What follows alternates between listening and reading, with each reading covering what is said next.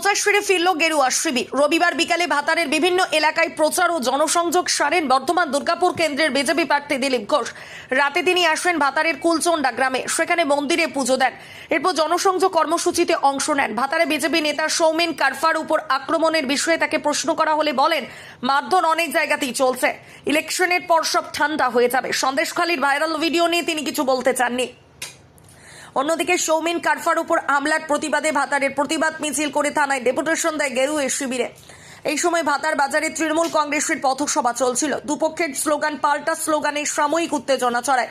Police থাকায় নতুন কোনো গোলমাল হয়নি। আমার গ্রামে গ্রামে ঘুরছি, আজকে কুলচন্ডাতে এলাম, মায়ের মন্দির দর্শন করলাম, গ্রামের লোকের সাথে দেখা হয়ে গেল, জনসম্পর্কের প্রোগ্রাম চলছে। এখানে একজন বিজেপি কর্মীকে মারধর করেছে, কি বলবেন? মারধর সব জায়গায় কম বেশি হচ্ছে, ইলেকশনের পরে সব ঠান্ডা হয়ে যাবে।